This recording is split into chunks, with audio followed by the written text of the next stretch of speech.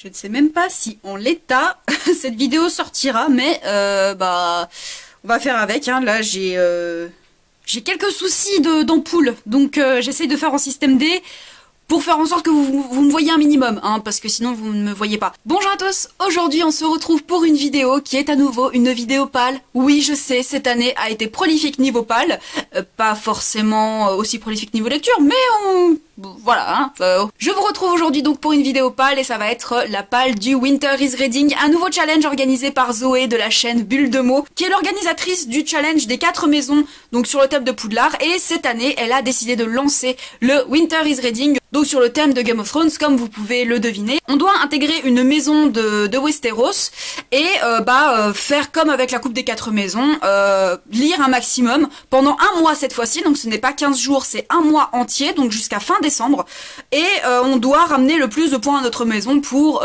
booter les autres maisons. Je sais pas si vous l'aurez forcément deviné, mais je suis de la maison Stark.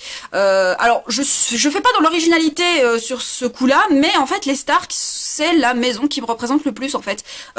Niveau famille, niveau je vais me reculer un maximum pour qu'on ne vienne pas me faire chier en fait.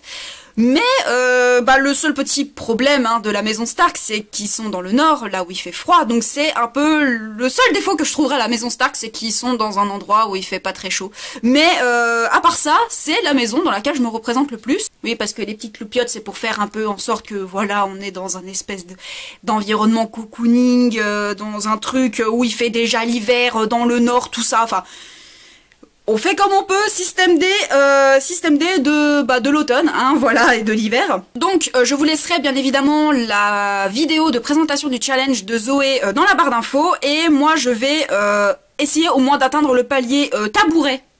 Voilà, j'aime beaucoup le nom de ce palier, et en gros c'est de lire 5 livres, et ça rapporte 50 points. Voilà. En sachant que je crois que chaque lecture, ça rapporte 10 points, quelle que soit la lecture, hein, ça peut être un manga, BD, comics, machin. Je vais mettre un livre dans chaque catégorie, donc dans chaque menu. Donc il y a le menu Westeros, le menu Dothraki et le menu Marcheur Blanc. Et on verra lequel je valide. Mais je pense plutôt partir sur Westeros puisque c'est celui qui m'attire le plus. Donc en premier lieu dans le menu Westeros, il faut un récit historique. Alors récit historique, il me semble qu'elle a dit que ça pouvait être de la fiction ou non. Récit historique. Eh ben, récit historique. Si, j'ai celui-là. Si, j'ai celui-là qui pourrait rentrer. Alors, historique pas très loin, hein, mais ça peut quand même rentrer. Donc, le bal des folles de Victoria Mass qui se passe dans les années 1800 quelque chose.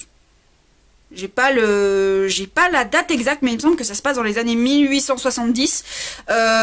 Donc au niveau de l'hôpital de la Salpêtrière à Paris, où en gros on enfermait des femmes parce qu'elles étaient folles.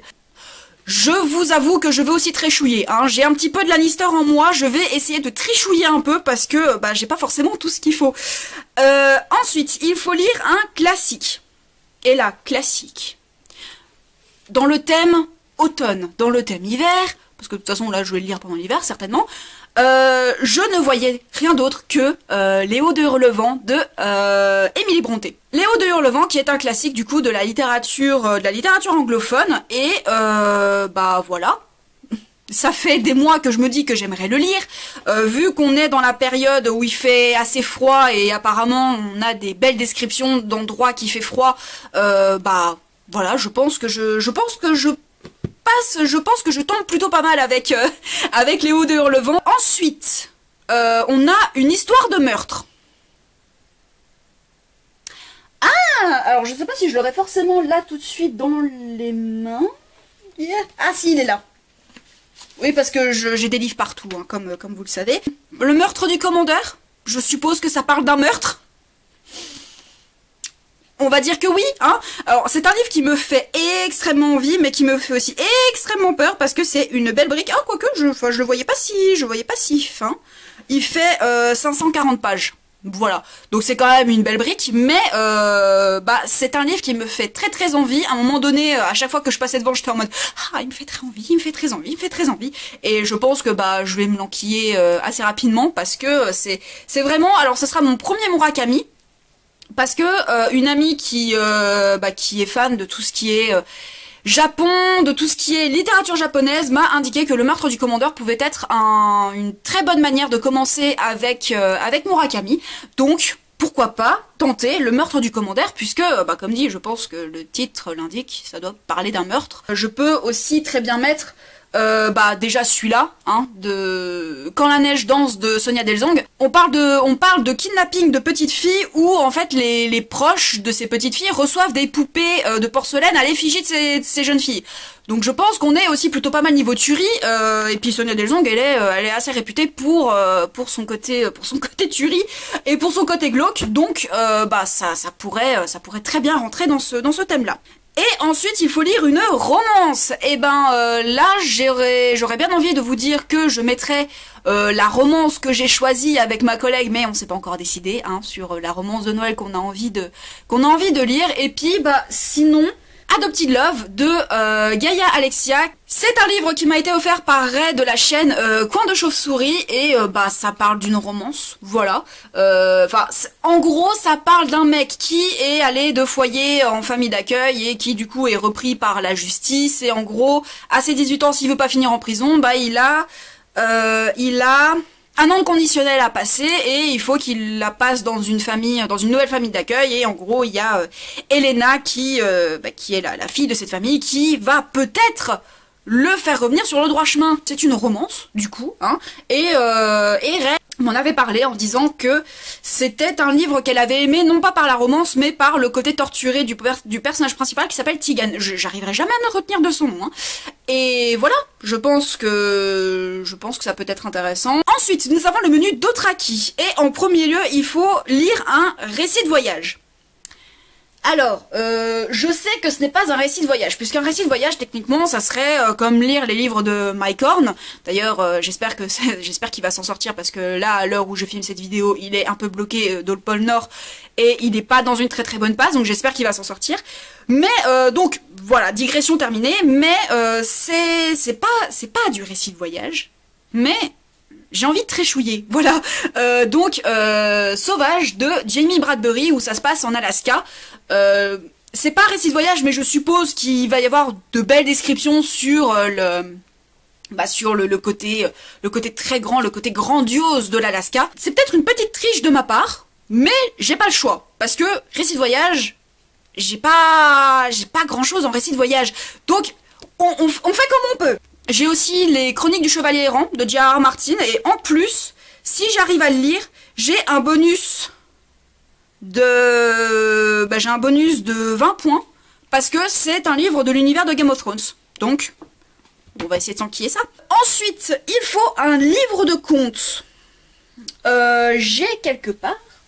Et là, du coup, ça serait intéressant que je me l'enquille, puisqu'il est assez court. Évidemment, j'arriverai pas à tomber dessus. J'ai un livre de contes, je crois, de Perrault. Je crois que j'ai les contes de Perrault. Non, je crois pas que j'ai les frères Grimm. Attendez. Je les ai pas placés là-dedans. Non, je les ai pas rangés dans la bibliothèque. Mais j'ai un recueil de contes quelque part de Perrault ou des Grimm, mais je crois que c'est de Perrault.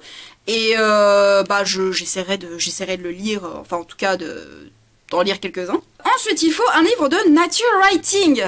Et en fait, c'est là que je me rends compte que j'ai fait la confusion entre le nature writing et récit de voyage. Donc récit de voyage, je ne triche pas. Nature writing, je peux même pas tricher puisque je n'ai rien qui puisse s'apparenter à du nature writing en fait. Le menu Dothraki, je pourrais certainement pas le valider puisque il me manque un livre de nature writing. Parce que comme dit, je pense que je n'ai pas de livre de nature writing. Et un livre de littérature étrangère. Alors là, par contre, j'en ai beaucoup. Rien que le meurtre du commandeur, en fait, ça fait partie de la littérature étrangère, puisque Murakami est japonais. Ouais, je pense que je vais reprendre le meurtre du commandeur pour le livre de littérature étrangère. J'essaye de remplir un maximum de cases avec le peu de livres qui me font vraiment envie. Et ensuite, nous avons Marcheur blanc, et il faut un livre de fantasy. Là, ça va être très simple. Le tome 2, le tome 3, le tome 4 de la Passe Miroir. Voilà, parce que voilà, il y a le tome 4, là à l'heure où je filme cette vidéo, le tome 4 va sortir dans 2 jours, Donc je suis surexcitée, mais il faut encore que je relise le 2 et le 3. Donc bah le mois de décembre, à mon avis, ça va être rythmé sur ma relecture et sur la lecture du tome 4 de La Passe Miroir. Donc ça, je ne me pose absolument aucune question. Un livre de zombies. Je crois que... alors le titre, il me semble que c'est celle qui a tous les dons. Il me semble que ça parle de zombies. Enfin, j'ai entendu dire que ça parlait de zombies. Donc bah je vais essayer de lire celui-ci. Ensuite, nous avons un livre de guerre. Un livre de guerre.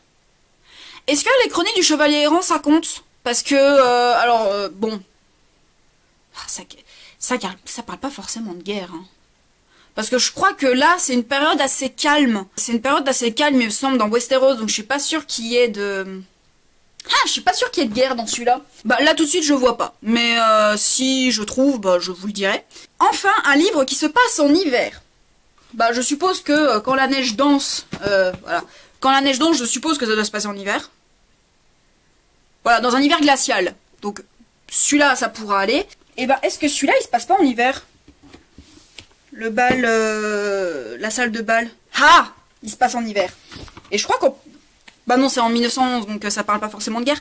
Mais celui-ci se passe aussi en hiver. Donc la salle de bal de Hannah Hope, ça fait longtemps que j'ai dans ma palle, ça fait longtemps que je me dis que j'aimerais le lire. Et puis bah pourquoi pas essayer de me l'enquiller pendant l'hiver. Ça pourrait être intéressant. Après, je vais pas forcément